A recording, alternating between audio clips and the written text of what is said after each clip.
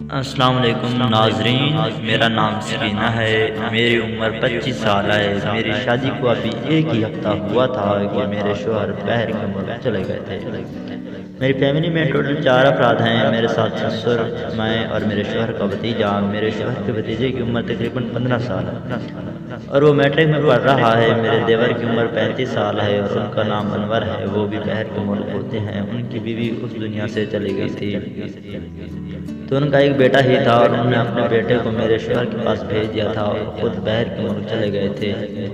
اب میرے شوہر کے بھتیجے کو سنبھالنے کی ذمہ داری میری اور میرے ساس سسر کی تھی، اس لیے ہم اس کا کافی خیال رکھتے تھے۔ میرے شوہر کے بھتیجے کا نام شکیل احمد اور وہ دکھنے میں کافی خوبصورت، میں اس کے ساتھ کافی تیز تھی اور میرے شوہر کو باہر کی ملک تھے، اس لیے میں کافی تنہا پسند ہوتی جا رہی تھی، کیونکہ میرے ساس سسر ایک ساڑیل قسم کے انسان تھے اور وہ میرے سے اتنی بات چیت نہیں کرتے تھے اور نہ ہی میرا اتنا خیال کرتے تھے، کیونکہ شادی کے فوراً بعد ہی میرے شوہر میرے درمیان کچھ اختلافات ہونے لگے تھے، اس لیے میرے ساتھ سسر میرے اوپر ناراض تھے اور ناراض رہتے تھے۔ میرے شوہر پھر مجھے چھوڑ کر باہر کے ملک چلے گئے تھے۔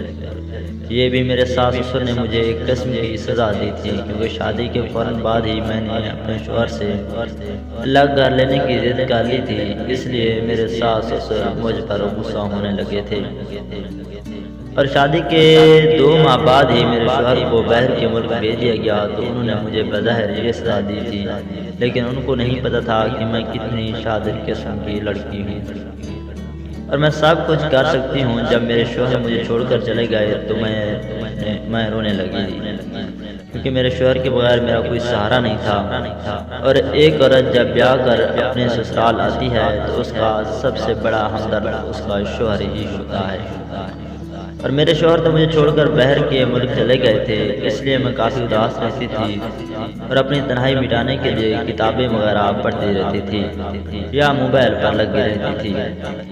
ایک دن کے 12 بجے میرے سسر نے اپنے کمرے میں سوئے ہوئے تھے تو شکیل میرے شوہر کا بھتیجا میرے کمرے میں آیا اور کہنے لگا، بھابھی مجھے کھانا بنا دو۔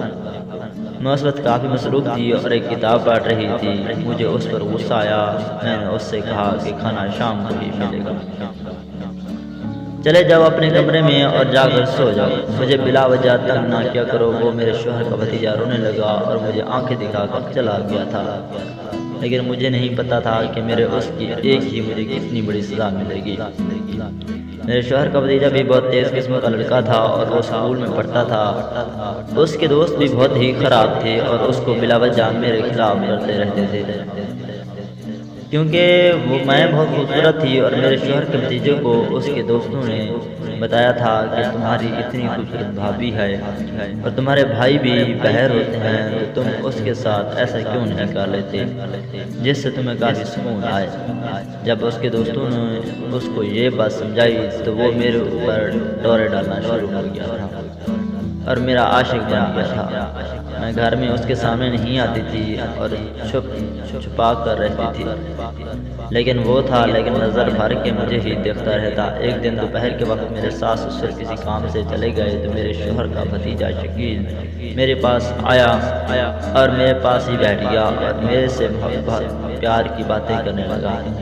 میں تو پہلے ہی شوہر کی تنہائی میں اتنی دل برداشتہ ہو چکی تھی کہ مجھے کسی کے سہارے کی ضرورت تھی، اور جب میں شکیل کے منہ کی طرف دیکھتی تھی تو مجھے اس پر بہت پیار آتا تھا۔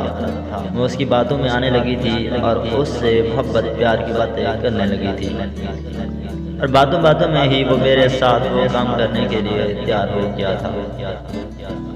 میں ابھی اس کے ساتھ دینے لگی تھی اور وہ میرے ساتھ کرنے لگا تھا۔ شکیل نے کافی دیر میرے ساتھ وہ کام کیا تھا جس کو کرنے کے بعد مجھے کافی سکون آیا تھا۔ اب میں تو اس کی دیوانی ہونے لگی تھی اور اپنے ساس سسر سے چوری چھپے اس کے ساتھ یہ کام کر لیتی تھی۔ اب شکیل میرے ساتھ گھر میں بہت پیار یاد سے کہتا اور میرے لیے کافی گفٹ وغیرہ لاتا تھا اور میرا بہت خیال رکھتا تھا اور ہر وقت میرے آس پاس رہتا تھا۔ میں بھی اس کی محبت میں پاگل تھی اور اس کا بہت خیال کرتی تھی۔